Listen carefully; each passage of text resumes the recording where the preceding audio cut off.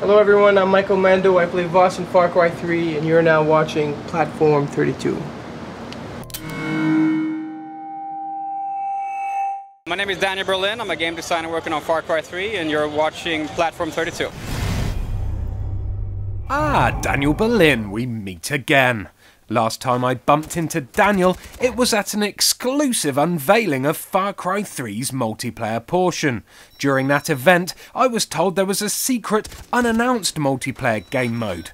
My guess was a version of Horde where you had to fend off drug-addled islanders, while others guessed that there would be a revival of the Predator mode from Far Cry Instincts. We were all proved wrong during this year's E3 though, when the producer of Far Cry 3, Dan Hay, unleashed the beast at Ubisoft's press conference. Developed by Ubisoft Massive in Sweden for the first time in franchise history, drop into a new kind of insanity. 4-player co-op.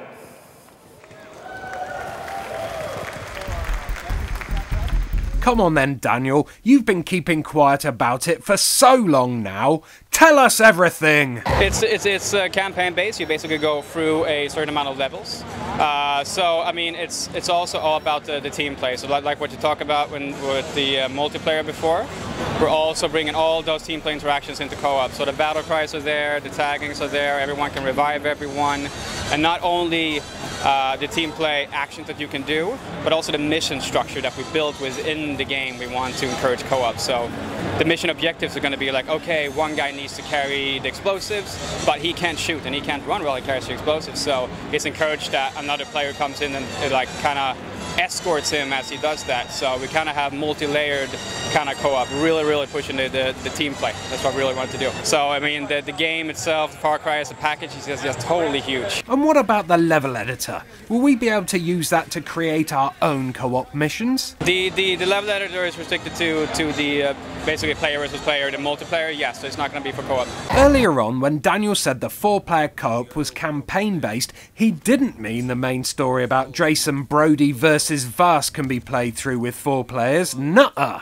Ubisoft Massive have developed an independent storyline which is set a few months before the single-player game, so it's basically a whole new campaign set aside just for co-op. Featuring the chaps and chapess you can see in this CGI trailer, the story revolves around these 4 anti-heroes who find themselves on Vaas's island while fighting tooth and nail to get revenge against a backstabbing ship captain. Each character has a very dark backstory and a comical stereotypical accent. Just when we are doing right, pirates come and try and fuck our chances of ever having new lives. From the looks of the trailer, it's almost like a cross between Kane and Lynch 2 and Left 4 Dead, but without the zombies, or the full frontal male nudity. So maybe it's not like that at all. Yeah, whatever.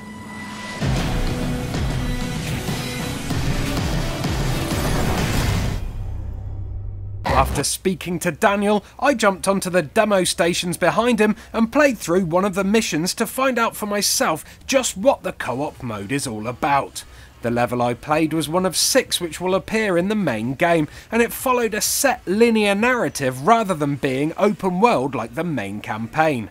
There are 4 difficulty levels to choose from and also a host of leaderboards to check out after you have finished, so you can compete against your friends as well as work with them. Before you start, you pick a character and a loadout.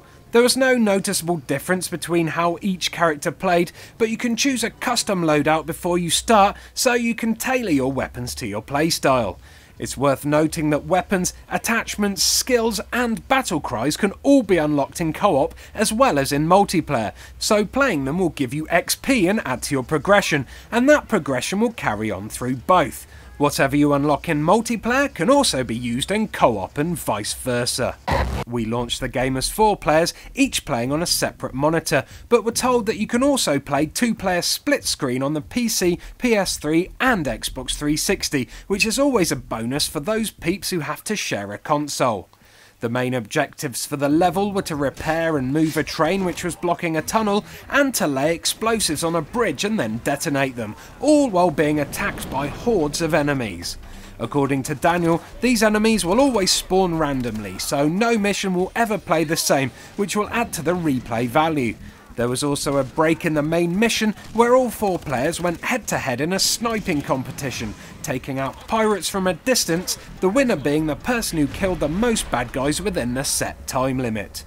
During the demo, we were attacked by various enemies, from the basic foot soldiers and crazy melee dudes who could kill you with one hit, to heavy soldiers kitted out with body armour, and even slobbering guard dogs. The action was pretty much relentless, and due to the noise of the convention, it was hard to communicate with the other players, but we still managed to make it through and complete the mission. I had fun with the demo, but I don't think I played it in the best location to form a solid opinion on it. Played in a quiet room with friends rather than a packed convention hall with strangers would have made the demo feel more personal, but as such I felt I didn't get to experience the true team play aspect the way Ubisoft Massive had intended. Basically because I couldn't communicate with the other players properly, rendering teamwork obsolete. Either way, I could tell that the co-op mode needed more polish. There were some pretty bad graphical glitches at times, and the enemies often acted like bullet sponges despite the majority being basically unarmoured dudes in shorts and vests.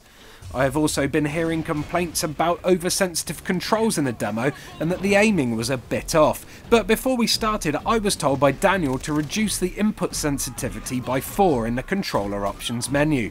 This made the game control perfectly for me, so it must be an issue that Ubisoft are aware of, and I can't see it not being sorted in time for release. I left the booth hoping that the storyline for the co-op will be just as compelling as the main campaign, because although it was a lot of fun to play, I couldn't help but think that these will be kind of throwaway missions, ones which you'll do for achievements or trophies before returning to the normal multiplayer mode once you've completed each mission a couple of times. Even with all the competitive aspects built in to encourage multiple replays, a solid, exciting storyline would definitely make me come back for more. The fact that Ubisoft have crammed basically an extra game onto the disc is pretty awesome though, and with each of the 6 co-op missions lasting between 45 minutes and an hour depending on the difficulty level, this will give players a huge amount of value for money when the game finally releases in the UK on November the 30th, which is like 4 days before America gets it. Sweet! You are me, and I am you.